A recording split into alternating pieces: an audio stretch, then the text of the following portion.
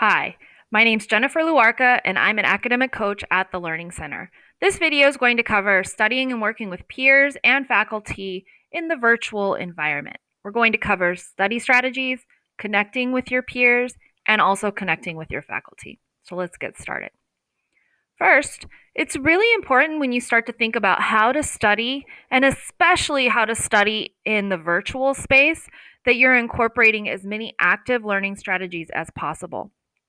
Typically, when we're thinking about learning, we tend to gravitate towards passive strategies of reading, listening, rewriting problems, rewriting notes.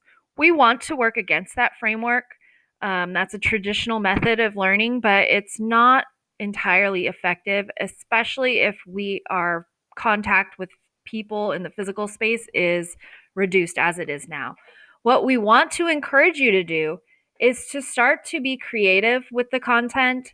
We want to talk about it, we want to engage with it, answer questions, try to teach each other, try to create diagrams and charts, and really start to explore the productive aspects of learning.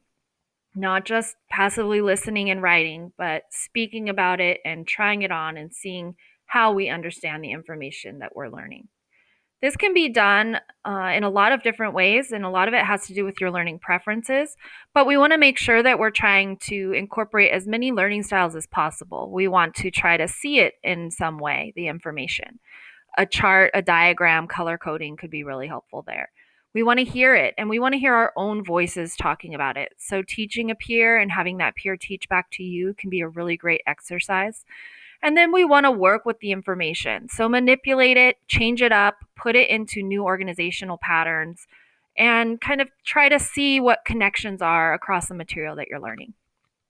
Now, when we're talking about learning, it's also important to think about repetition and how important that is to getting things into our long term memory center.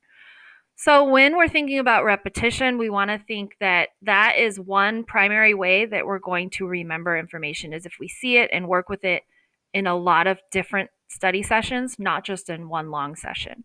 So, when we're planning our study time, we want to break it up across the week. Shorter sessions more often are a lot better for memory than one long session during the week. And you'll see an example of that here on the screen. And then we also want to think about learning styles. Now, we don't want to think about learning styles from the standpoint of, I'm an auditory learner, so I need to just listen. That's not our approach at all. What we want to do is say, okay, my preference is auditory, but I need to incorporate visual elements and I need to incorporate hands on elements or kinesthetic elements to make sure that I'm well rounded as a learner and that I can practice this information in as many different ways as possible. We also want to practice recalling information in a lot of different ways. The way you put the information in your head needs to be practiced in various ways, pulling it out of your brain. So we want to look at it on a page, draw it out, practice problems, and then try to recall it by creating a new diagram, maybe without notes, or teaching it to somebody else without the prompt of a text or notes on a page. Try to solve those problems in timed sessions without prompts or notes as well. Okay, so incorporating a lot of variety in our study can really, really help in terms of remembering information and recalling information. Now, one aspect that can really help you with those things is to connect with peers. And it's going to be challenging this semester to connect with your peers because we are not physically together, but we are virtually together, and you want to try to connect with them in as many different ways as possible. Your ability to teach somebody else the information is critical to your memory and recall, and it's best to do that with peers who can help coach you and guide you, right? So one way that we can do that, connect with peers, is through Beachboard. On Beachboard, there's a class lists tab. If you click that, you will have the name of everybody in your class, and you can simply click the boxes next to their name to send a quick email to see if people want to join up into some sort of study group. So I would highly recommend doing that the first week of school.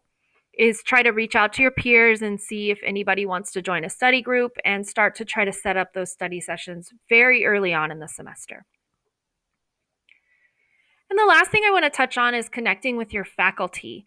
This is also really, really important to your success as a college student, is having that relationship formed with the faculty member to get help when needed, to get guidance, and to potentially even get letters of recommendation or guidance in terms of career path as well.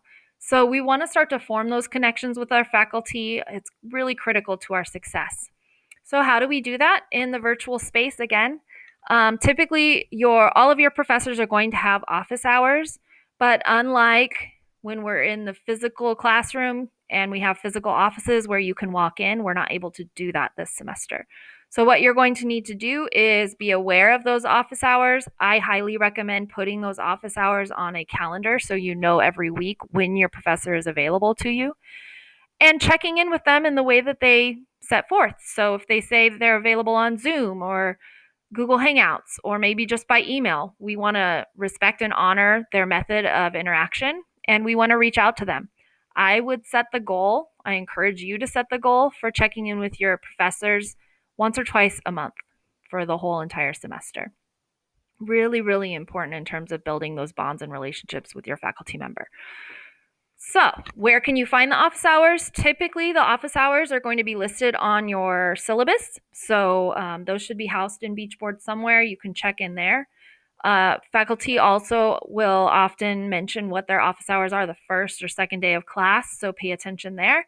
And if you notice that your faculty members' office hours are a time that you're either in another class or you're not available, that's a quick fix. You just reach out over email to your professor and let them know, hey, I'd like to touch base with you on a few concepts, or I have a question, but I'm not available for your office hours. Is there another time we can meet? Most of the time, your faculty member is going to be very happy to meet with you in another time and space. You're just going to need to communicate with them. Okay, and that's it. So, some quick tips, some strategies for getting your semester started online. If you're interested in getting some more help or support in terms of learning or just connecting, making those connections, you can make appointments with me. Again, my name's Jennifer Luarca, and I'm an academic coach. You can visit the Learning Center website, and under academic coaching, the directions are there in terms of how to schedule appointments with me. It's free to see me, and I can help with things I've talked about today. I can also help you with other soft skills like time management, reading strategies, note taking, anything that's helping you become a better student. That's what I'm here to support you in.